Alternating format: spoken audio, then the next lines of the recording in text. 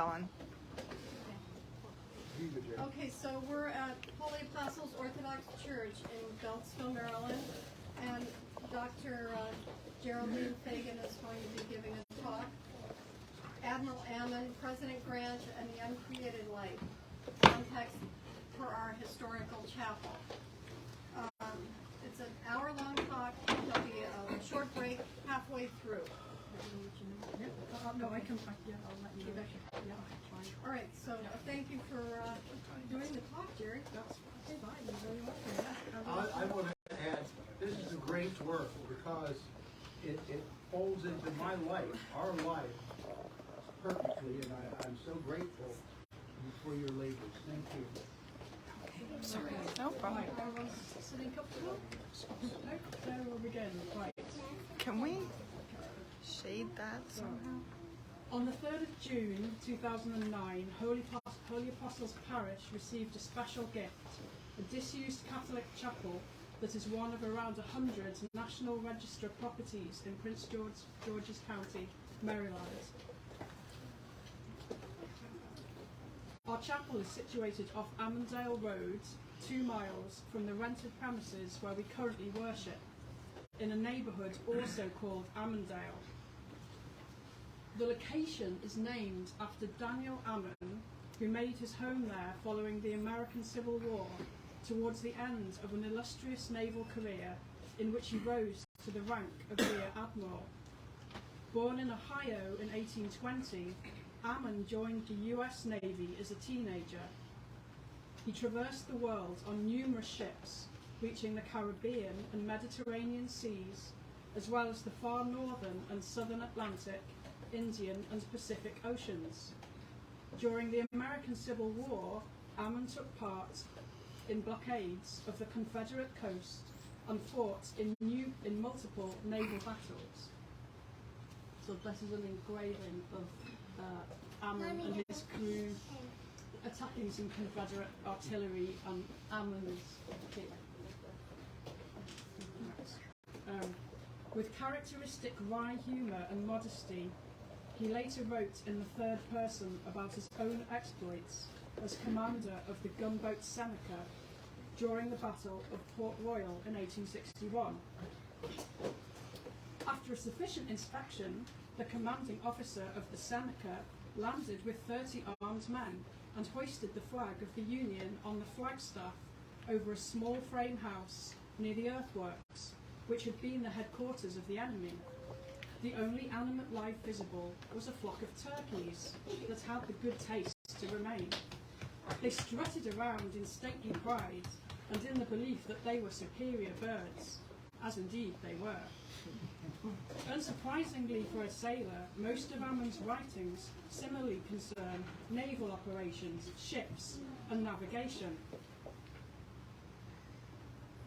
In particular, after retiring from naval service in 1878, he became a far-sighted lobbyist for the construction of a shipping canal through Central America, several decades before Congress thought to invest in the Panama Canal.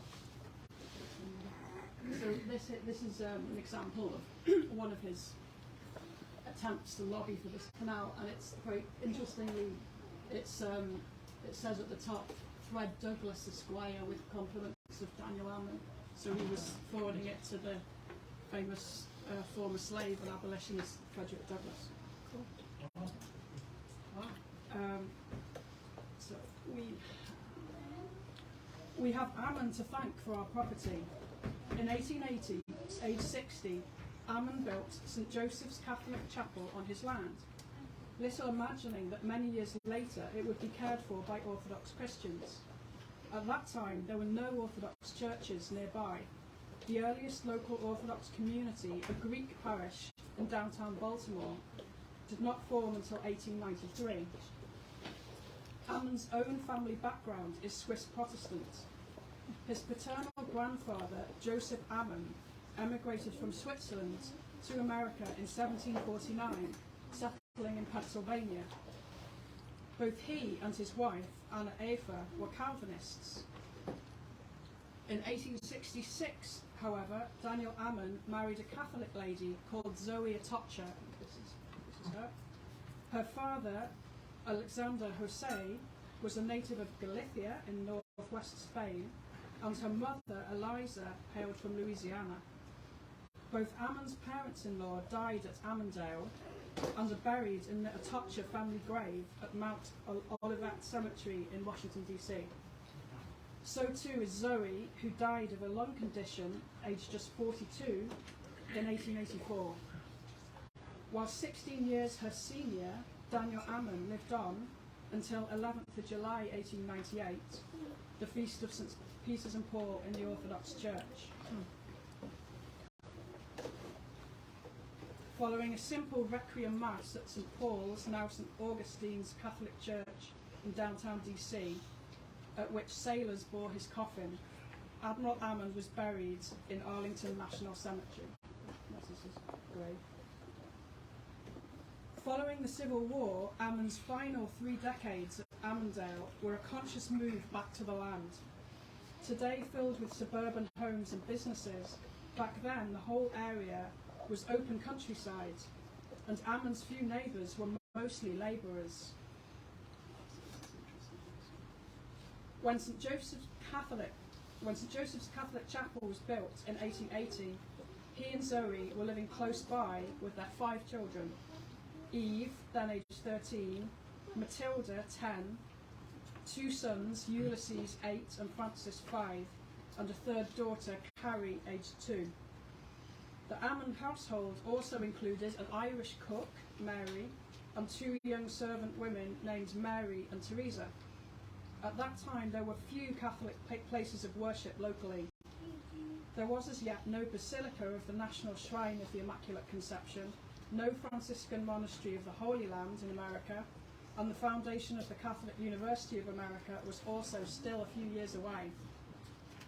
The need for a place of worship close to home appears to have been a factor in Ammen's decision to build his Catholic chapel. Anyone wishing to live in the country, he once wrote, should choose a location convenient to a church desired by respectable servants. Within a few years of being built, St. Joseph's Chapel also served as the institutional place of worship for Ammendale Normal Institute, a large residence built on another portion of Ammen's land for the purpose of training Christian brothers, a lay teaching order of the Catholic Church. But as well as being where the Ammen family routinely worshipped, St. Joseph's was always an ordinary parish church. One notable grave in the chapel cemetery is that of Pyon Su, the first person from Korea to receive a degree from an American university. In 1891, shortly after graduating from Maryland Agricultural College, the predecessor of the University of Maryland, Pyon Su was tragically killed by a train at a nearby railroad crossing. Today, our chapel is all that survives of the original Ammendale property, as both Admiral Ammen's home and the Christian Brothers Institute were destroyed in separate fires. Ammen's recommendation to live in proximity to a church comes from an essay he wrote in early 1885, summarising the benefits and pitfalls of rural living, based upon his then 15 years at Ammendale. Titled Country Homes and Their Improvements, it provides a detailed and frequently amusing insight into Ammen's rationale for choosing his place of residence. In the decade before 1880, he notes, the largest American cities had grown very rapidly. The population of Baltimore had increased by a quarter to around 330,000 inhabitants, and that of Washington by a third to around 147,000. Ammen believed the environment of burgeoning cities was not conducive to healthy family life. No man nor no family is a free agent. Those that surround them in cities, excellent people though they be, keep them up in hot rooms and indulging in late suppers, when nature would suggest that they should be in bed. It may be, too, that these diversions or others may deprive the parents of the time necessary to bestow on their children. A country home brings within the thoughtful control of parents the mental, moral and physical development of their children to great degree. Ammen warns that country life is not for everyone, however. He identifies as unsuited men who are contented with the luxuries of life and look upon physical exertion as so much lost motion, and women for whom a close study of the fashions and comparison of finery is prime necessity. Above all, he notes, the persons least fitted for a country life are those who consider that the spending of a given amount of money ensures a given amount of enjoyment. By contrast, Ammen recommends the country to active people who feel how much time is absolutely wasted in the merest ceremonies, how much childhood is deprived of in cities. To such people, he continues, the country is yet a land of promise. If they possess industry and good taste, they will be able to make the change with advantage, and will enjoy mounting rough horses, and with their children pursue the woodland paths far and near, or, if their means be more limited, be content in leisure hours to wend their way on foot beneath the forest trees, along bypaths over hill and dale, and employ a certain portion of their time in the cultivation of small fruits, flower beds, and the more usual vegetable garden. Here, Ammen gives specific recommendations for growing beautiful deciduous trees, in which here in Maryland the forests abound. He names maple, box elder, poplar, oak, sweet and black gum, cedar, hibiscus, hornbeam, and particularly holly, whose green leaves and red berries will gladden the Christmas of all the passing years. His fruit cultivation included peaches, apples, pears and grapes. Ammen further recommends a good pond, providing opportunities for boating and bathing, as well as a source of fresh fish and ice. His household also kept cattle, pigs, chickens and pet dogs, particularly setters, for, as Ammen quipped, a boy in the country who is not the companionship of a dog lives an imperfect and unsatisfactory existence. Ammen appears to have learned the hard way that it is impossible to maintain even one room in a country home that is too fine for children to play in and run through. He admits to having previously criticised boarding house owners as unreasonable for refusing lodgers with children. Since then, however, further experience has established the belief that, however much to be regretted, the boarding house keepers only study self-preservation. However carefully children are cared for, however much they are watched over and taught obedience and respect for authority, they are still destructive creatures, and when let run wild, as is unhappily usual with us far more than in any other country on the globe, they are destructive to a degree, and unbearable to every human being except their admiring parents, who vainly suppose that their perverseness and impudent demands are merely the expressions of the highest qualities, and should elicit admiration instead of demanding reproof and restraint. The boarding house keepers may well stand acquitted. Yet, the simplicity of rural life also convinced Ammen that good character, and indeed personal happiness, did not depend upon formal, regimented schooling. To do a kindly act, or a series of them, and to do whatever may be necessary to enable the person to gain the means and the desire to do the kindly act, are the results of education, in capital letters, acquired far away from schools and probably far away from book learning. Well would it be for the parents, as well as for the greater number of children, were there less schooling and more education. Well may we strive to educate ourselves and our children to a simplicity in living, whether we be rich or poor, to habits of patient industry, to be useful to our fellow man, and above all to consider well and respect his rights, whether defined by law or not, and to support a lawful exercise of authority, without which individual rights vanish and anarchy and vice hold sway. We can remember with advantage, and even with reverence, the Danish proverb, those who have the fewest wants are the nearest to God. Yet for all his praise of country life, Admiral Ammen deliberately chose to locate his home very close to the Baltimore and Ohio Railroad, the oldest railroad in the United States, and so to the nation's capital. If the journey to the city is a daily affair, he wrote, any distance beyond half a mile from the station will be found irksome after a time. He favoured owning a few acres of land close to a railroad over a far larger tract of land further away from the city. Today, the Mark train takes commuters from nearby Muirkirk Station along the same route to Washington Union Station as Ammen would have taken, in a journey of approximately 20 minutes. In his time, the trains, no doubt slower, stopped at Ammendale itself. So this is a map from 1878, showing the railroad in the middle, the B&O Railroad, and you can see that there's the station, Ammendale Station is marked. Because it's 1878, our chapel isn't there, but there's some structures to the left of the railroad, which is where it would have been around here. And then you can see, interestingly, on the right of the railroad, on the eastern side, is Admiral Ammen's residence is marked as well.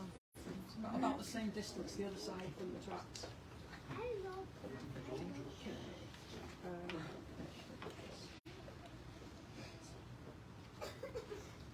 Alongside his continued professional life in Washington's naval institutions, residency at Ammendale meant that Admiral Ammen could be near to his close friend, General Ulysses S. Grant, who served 2 terms as President of the United States from 1869 to 1877. Ammen recalls that his and Grant's childhood homes, this is President Grant's, stood within 300 yards of one another in the village of Georgetown in southwestern Ohio, and that they played together when Grant, 2 years his junior, was between the ages of 6 and 14.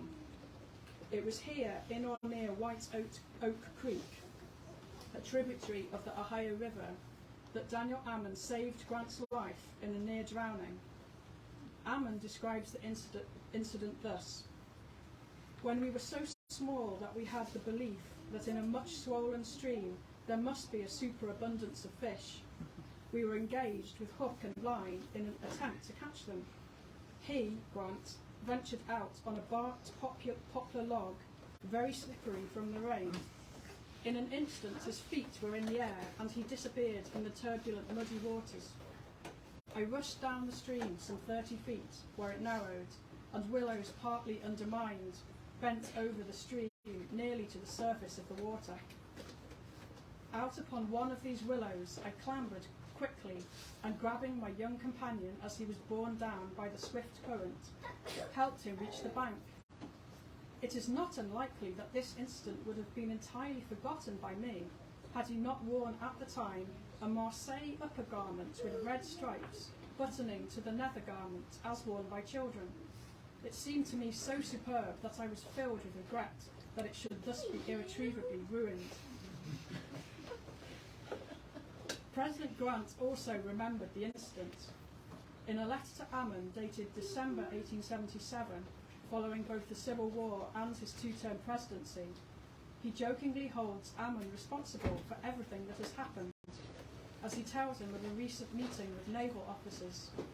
"Of course, I owed you an old grudge, as being responsible for the many trials and difficulties I had passed through in the last half-century.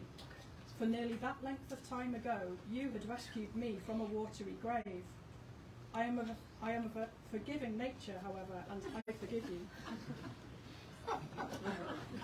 Once Ammen joined the Navy at 16, he did not see Grant for 7 years, until a brief encounter in Philadelphia in 1843, when Grant was 21 and had just graduated military academy. The pair next met during the Civil War, soon after General Grant had been promoted by President Abraham Lincoln to command all Union troops, over 500,000 men. On a visit to naval personnel, Grant asked to see Ammen, who in early May 1864 duly travelled from Norfolk, to Grant's headquarters in Culpeper, Virginia, where the pair talked late into the night. Early the following morning, Ammen recalls, they rode out onto high ground, Grant riding the finest horse, as he told me then and afterwards, that he had ever mounted, a large, powerful bay with a free, easy stride of great scope. There, the pair surveyed Confederate forces arrayed across the Rapidan River shortly before the Battle of the Wilderness. Following the Union victory in the Civil War, both Grant and Ammen were often in Washington. They saw each other almost daily over the winter of 1865-6, and for short periods during the summer and autumn of 1867, at which times, Ammen remembers, I was usually an inmate of General Grant's house. Once settled in Ammendale in the spring of 1869, Ammen continues, my residence being in the country, General Grant was good enough to give me a general invitation to dine with him on Sunday when it suited my convenience. Ammen thus typically visited the White House once or twice a month during Grant's two-term presidency. Before dinner, the two friends usually took a 5 or 6 mile walk, during which Grant spoke freely on many matters. In one example, soon after he became president, I asked what he thought was the political effect of the assassination of President Lincoln. He replied with great feeling that it was the greatest possible calamity to the country, and especially to the people of the South.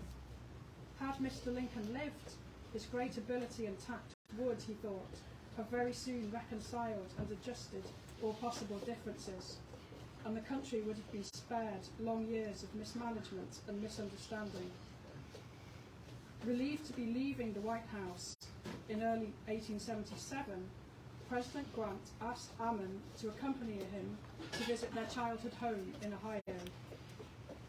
Grant had never been ambitious to hold political office, having remarked in a letter to Ammen during the Civil War, I have always thought the most slavish life any man could lead was that of a politician.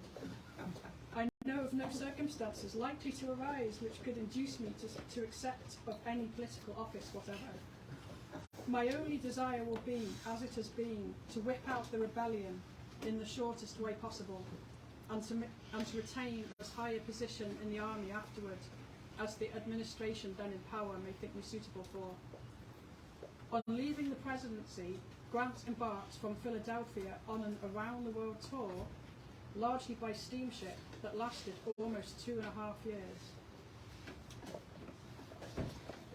He visited numerous countries, including Britain, France, Greece, Egypt, China, and Japan.